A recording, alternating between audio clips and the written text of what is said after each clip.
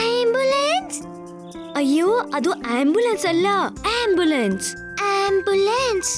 ಒಂದ್ ವೇಳೆ ನೀವು ಕೂಡ ವಿಲ್ಲಿ ಹಾಗೆ ಕರೆಕ್ಟ್ ಆಗಿ ಪ್ರೊನೌನ್ಸ್ ಮಾಡೋದನ್ನ ಕಲಿಬೇಕು ಅಂತಿದ್ರೆ ಕೂಡಲೇ ಡೌನ್ಲೋಡ್ ಮಾಡಿ Koku TV kids app. Every day ಕುಚ್ ನಯಾ ಸೀಖೋ. Koku TV.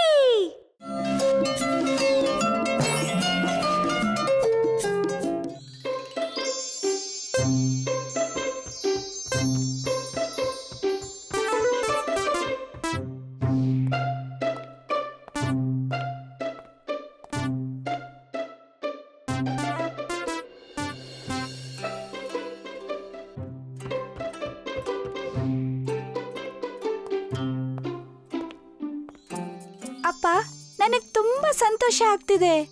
ನಾವಿವತ್ತು ಸಿನಿಮಾ ನೋಡಕ್ ಹೋಗ್ತಿದೀವಿ. ನಮಗನ್ಸುತ್ತೆ ತುಂಬಾ ಬೇಗ ಬಂದ್ವಿ. ಹಿಂದಿನ ಶೋ ಇನ್ನೂ ಮುಗ್ದಿಲ್ಲ. ಅಪ್ಪ, ಪಾಪ್ಕಾರ್ನ್ ಕೊಡ್ಸಿ ಪ್ಲೀಸ್. ಹೌದು, ಹೋಗಿ ಪಾಪ್ಕಾರ್ನ್ ತನ್ನಿ. ಆಯ್ತು ಆಯ್ತು, ನೀವಿಬ್ರು ಆ ಜಾಗದಲ್ಲಿ ಕೂತ್ಕೊಳ್ಳಿ. ನಾನು ನಿಮ್ಮಿಬ್ರಿಗೂ ಪಾಪ್ಕಾರ್ನ್ ತಗೊಂಬರ್ತೀನಿ.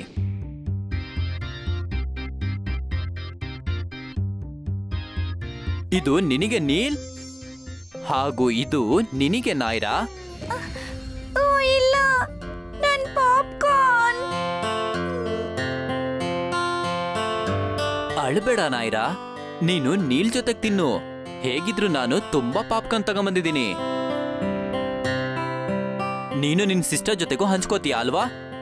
ಅವಳಿಗೋಸ್ಕರ ಇನ್ನೊಂದ್ ತನ್ನಿ. ನಾನಂತೂ ಶೇರ್ ಮಾಡಲ್ಲ. ಓ ಹೌದಾ ನೀಲ್, ನೀನ್ ಅವಳ ಜೊತೆ ಹಂಚ್ಕೊಳ್ಳಲ್ಲ. ಸರಿ, ಹಾಗಾದ್ರೆ ನಾನ್ ನಿಮಗೆ ಒಂದ್ ಕತೆ ಹೇಳ್ತೀನಿ.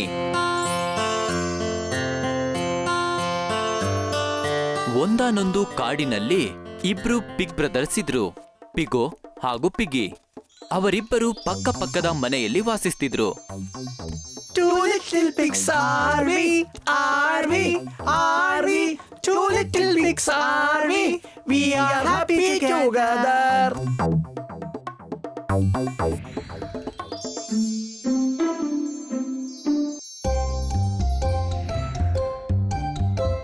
ಆದ್ರೆ ಎಲ್ಲದೂ ಸರಿಯಾಗಿ ನಡೀತಿರ್ಲಿಲ್ಲ.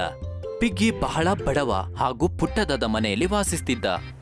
ಒಂದು ದಿನ ಸಾಯಂಕಾಲ ಬಹಳ ಚಳಿಯಾಗ್ತಾ ಇತ್ತು. ಪಿಗ್ಗೋ ಹತ್ರ ಕೋಟ್ ಇತ್ತು, ಆದ್ರೆ ಪಿಗ್ಗಿ ಹತ್ರ ಇರ್ಲಿಲ್ಲ. ಪಿಗ್ಗಿ ನಡ್ಗೋದಕ್ ಶುರು ಮಾಡುತ್ತೆ. ನೀನ್ ಯಾಕಿಷ್ಟೊಂದು ನಡಕ್ತಿದೀಯಾ ಪಿಗ್ಗಿ?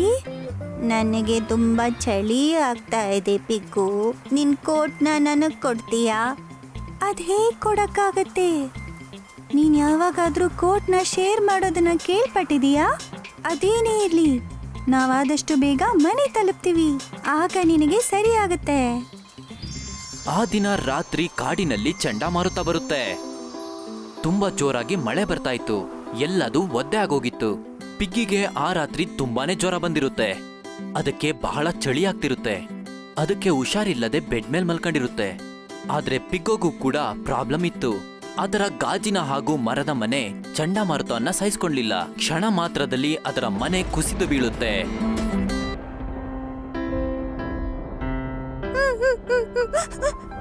ನನ್ ಮನೆ, ನನ್ ಮನೆ, ನನ್ ಪ್ರೀತಿಯ ಮನೆ. ನನಗ್ ಗೊತ್ತು, ನಾನು ಪಿಗ್ಗಿಯ ಮನೆಗೆ ಹೋಗ್ಬೇಕು. ಅವನು ನನ್ನ ಒಳಗಡೆ ಸೇರಿಸ್ಕೋತಾನೆ.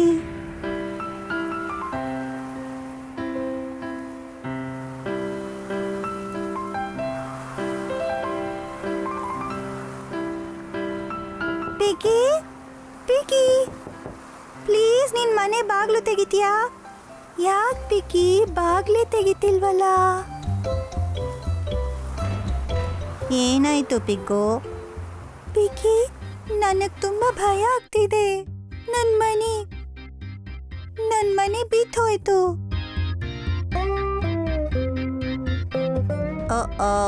ಒಳಗಡೆ ಬಾ ಪಿಗ್ಗು.